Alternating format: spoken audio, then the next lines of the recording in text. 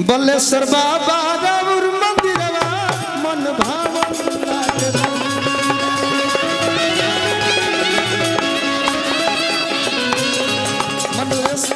बल्लेश्वर बाबा राउर मंदिरवा मन भावन लागेला।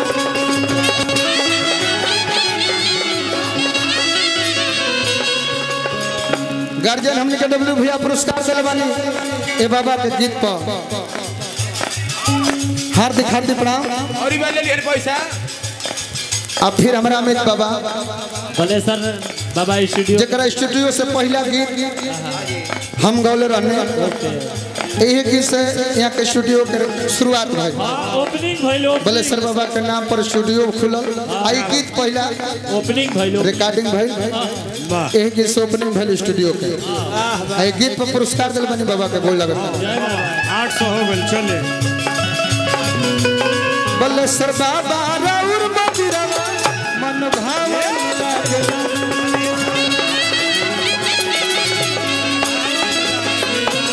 बल्लेश्वर बाबा राउर मंदिरवा मन भावन लागेला।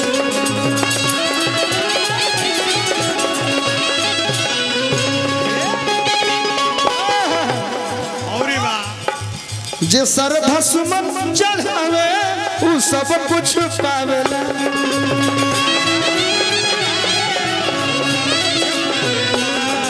जे श्रद्धा भाव से आवे उ सब कुछ पावेला।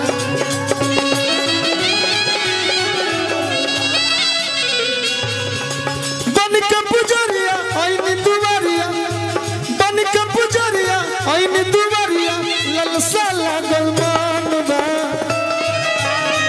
शरण में न मनवा अर्पण सुमनवा दर्शन के लालसा लागल हमरा मनवा।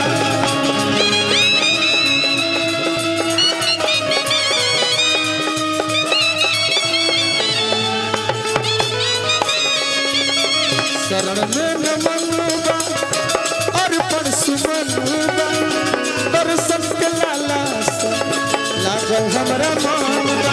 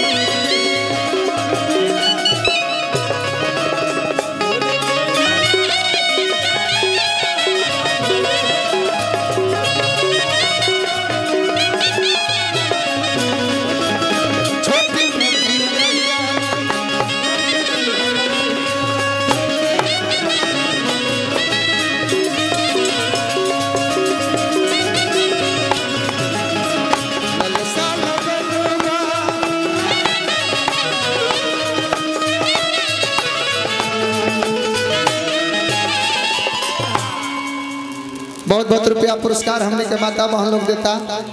इस श्रद्धा के प्रणाम आशीर्वाद के कामना बा कि हमार बाबा ऐसा है राजा बलि पर भी अपन कृपा दर्शौले रह। राजा बलि के दया दरस के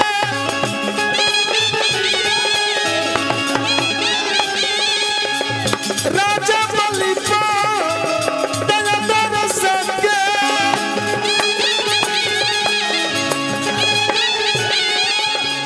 धन धन कैनी रउआ बलिया में आके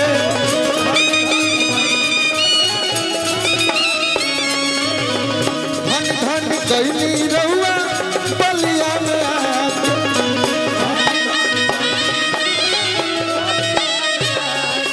जकरा पर कृपा बाराउर ओकरा कमी कौन बा। चरण में न मनवा अर्पण सुमनवा दर्शन के लालसा लागल हमरा मनवा।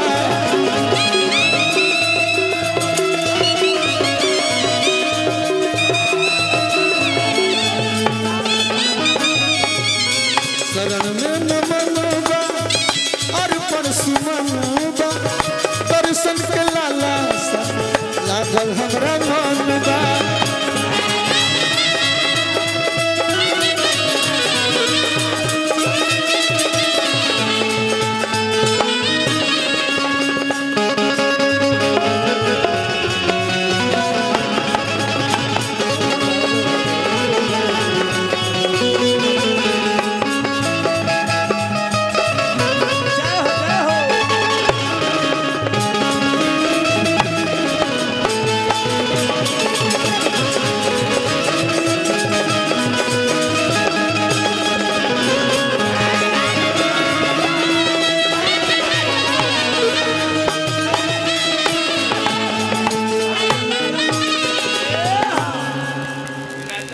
महिमा महान बा काहे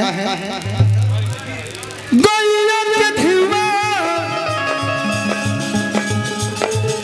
में बारी के बाती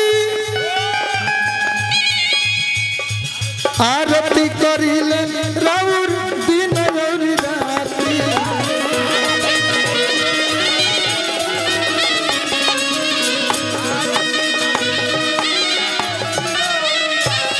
गैया के घिवा में बारी के बाती आरती करिले राउर कमल से हाथी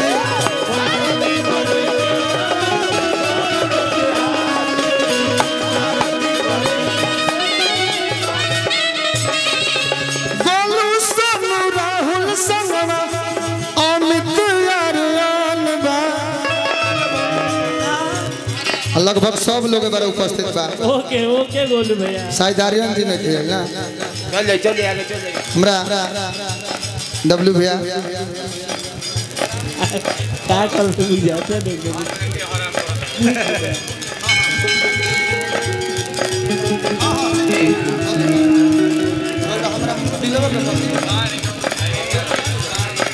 कुछ नहीं समझ बहुत बहुत रुपया पुरस्कार ओके गोलू सोनू